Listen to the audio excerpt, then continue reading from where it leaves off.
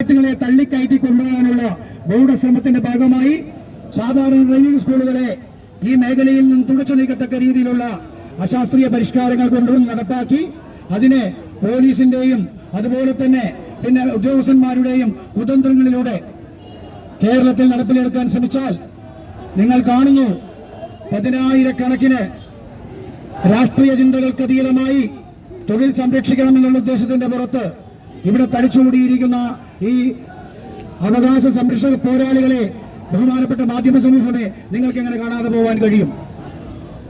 നിങ്ങൾ ചർച്ച ചെയ്യണം, നിങ്ങൾ അന്വേഷിക്കണം. ഈ പരിഷ്കാരം ആർക്കു വേണ്ടിയാണ്? ഇത് സുരക്ഷ എന്ന ഒരു അപ്പകഷ്ടം നിറഞ്ഞുകൊണ്ട് ജനങ്ങളെ തെറ്റിദ്ധരിപ്പിച്ചുകൊണ്ട് ഒരു മേഖലയെ ഈ തൊഴിൽ മേഖലയിൽ തുടിച്ചു നീക്കാനുള്ളതാണ്. സുരക്ഷയാണ് പ്രധാനമെങ്കിൽ രണ്ടാമതിറങ്ങിയ ഓർഡിനകത്ത് CMVR 24(5) പ്രകാരം എല്ലാ വാഹനങ്ങളിലും ഡുവൽ കൺട്രോൾ സിസ്റ്റം പിടിപ്പിക്കണമെന്ന വ്യവസ്ഥയുണ്ടെങ്കിൽ ഈ ഓർഡറിൽ ഡുവൽ കൺട്രോൾ സിസ്റ്റം പിടിപ്പിച്ച വാഹനം റോഡിൽ ഇറക്കരുത് ടെസ്റ്റിന് എന്നുള്ള രീതിയിൽ ഓർഡറിടുമ്പോൾ ബഹുമാനപ്പെട്ട മന്ത്രിയുടെ സുരക്ഷ എന്ന വിഷയം പാളിപ്പോവുകയാണ്. അവിടെ നിന്ന് നിങ്ങൾ ഈ സർക്കുലറിന്റെ ഓരോരോ കാര്യങ്ങൾ നോക്കിക്കോളൂ.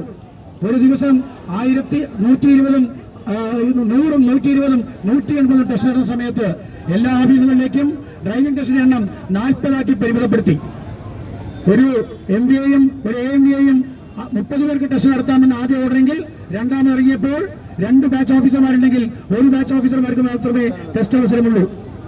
1 ബാച്ച് ഓഫീസർമാരുടെ ഓഫീസുകളിൽ ആഴ്ചയിൽ 2 ടെസ്റ്റായി ചുരുങ്ങി.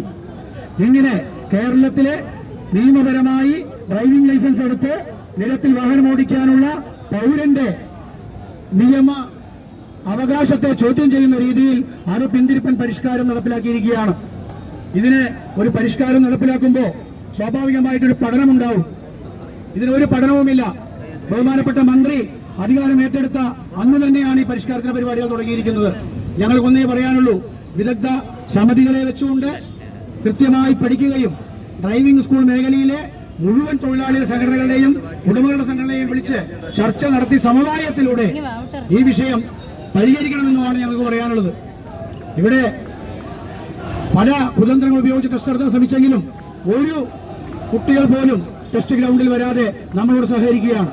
ഇത് ധർമ്മസമരമാണ്. 1ാം ക്ലാസ്സിൽ ചേർത്തിയ വിദ്യാർത്ഥിയെ 10ാം ക്ലാസ് സിലബസ് കൊടുത്തുകൊണ്ട് പഠിപ്പിക്കുന്ന രീതിയിലുള്ള ഈ മണ്ടൻ പരിഷ്കാരം അവസാനിപ്പിച്ചുകൊണ്ട് കേരളത്തിലെ ഡ്രൈവിംഗ് സ്കൂളുകളെയും ലൈസൻസ് എടുക്കാനുള്ള പൗരന്റെ അവകാശത്തെയും സംരക്ഷിക്കണം എന്ന് മാത്രമാണ് ഞങ്ങൾക്ക് ഈ അവസരത്തിൽ അഭ്യർത്ഥിക്കാനുള്ളത്. അതുകൊണ്ട് ഈ സമരം ധർമ്മസമരമാണ്.